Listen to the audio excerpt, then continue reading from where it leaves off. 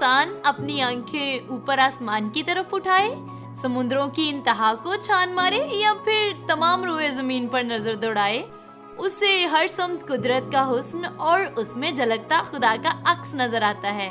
दियोकामत जानवरों से लेकर छोटी सी शहद की मक्खी की तख्लीक और इनसे हासिल होने वाली कीमती अशिया खुदा की हिकमत और अजमत का मुंह बोलता सबूत है। कुदरत ने हमें बेशुमार नेमतों से नवाजा है और आज हम कुदरत के जिस अनमोल करिश्मे की बात करने जा रहे हैं वो है शहद। शहद कुदरत का एक अनमोल और मिठास भरा तोहफा है। इसका एक एक कतरा बेहद कीमती है, क्योंकि शहद की मक्खी वो तख्लीकी मखलूक है जो दिन रात की अनथक मेहनत के बाद इस शहद को तैयार करती है। आपके जहन में अक्सर ये ख्याल तो आता होगा कि ये नन्ही सी मखलूक शहद की मक्खी इसे किस तरह से तैयार करती है।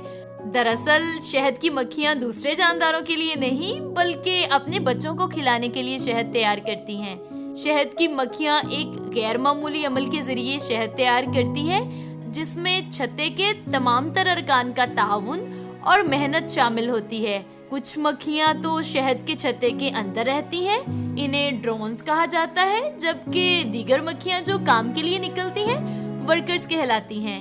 शहद की मक्खियाँ फूल का रस, जिसे नेक्टर कहते हैं, चूस कर शहद तैयार करती हैं। इस नेक्टर की तलाश में ये मक्खियाँ अपने छत्ते से 2 किलोमीटर तक का सफर करती हैं, और अगर एक मक्खी नेक्टर का अच्छा जरिया दरियाफ्त कर ले तो वो दीगर मक्खियों को भी मुख्तलिफ हरकत जैसा कि रक्स करके इसके बारे में इत्तला देती है।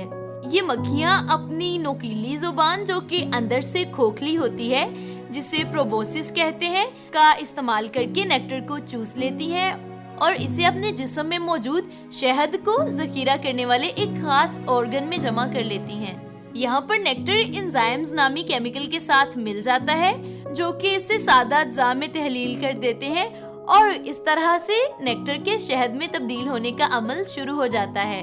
जब ये मक्खी वापस आती है तो अपने मेदे में मौजूद नेक्टर को छत्ते में मौजूद शहद की मक्खियों के मुंह में डाल देती है, या कह सकते हैं कि थूक देती है। ये मक्खी इस माया को बाकी तमाम मक्खियों तक मुंतकिल कर देती है और इस तरह से ये नेक्टर सादा अज्जा में टूटकर शहद में तब्दील हो जाता है। तकरीबन आधे घंटे के बाद ये शहद छत्ते में जाने के लिए तैयार हो जाता है। यहाँ पर एक दिलचस्प बात आपको बताती चलूं कि मक्खियाँ ना सिर्फ शहद बल्कि अपने छत्ते को भी मोमनमा मादे, जिसे बी वैक्स कहते हैं, के जरिए खुद तैयार करती हैं।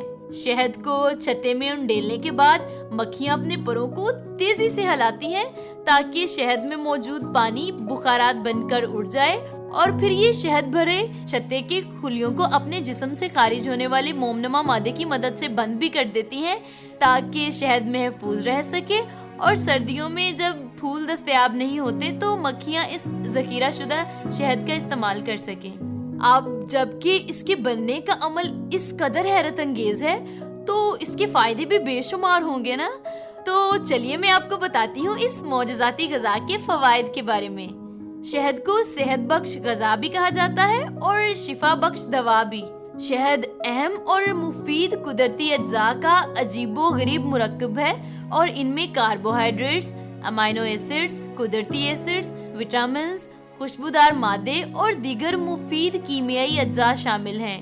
कुदरत ने इन कीमियाई अज्जा को इस खूबसूरती से तरतीब दिया है कि दुनिया की किसी भी बीमारी में इसे इस्तेमाल करना अफाके का बायस बन सकता है, क्योंकि ये एक इंसानी खुराक है और इसके कोई भी साइड इफेक्ट्स नहीं हैं। शहद एक दिन के बच्चे से लेकर 100 साल के बूढ़े को बेखतर इस्तेमाल करवाया जा सकता है।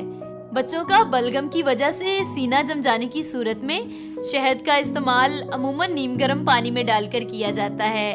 बच्चों और बड़ों को अमूमन रात के वक्त खांसी की शिकायत हो जाती है, जो कि निज़ाम तनफ़ुस में खराबी की वजह से होती है।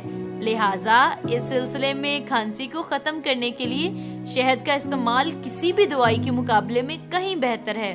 शहद में मौजूद एंटी बैक्टीरिया, एंटीवायरस की मौजूदगी इसको कई बीमारियों का इलाज करने में मौसर साबित करती है। अगर शहद को बतौर खुराक रोजाना नीम गर्म पानी में 1 चम्मच डालकर पिया जाए तो इससे सेहत अच्छी होने के साथ साथ मोटापा भी खत्म होता है और जिस्म से फालतू चर्बी का भी इखराज होता है। इसके साथ साथ शहद हमारी जिल्द पर मौजूद घाव को भी भरता है और फटी पुरानी एड़ियों के लिए भी मुफीद है।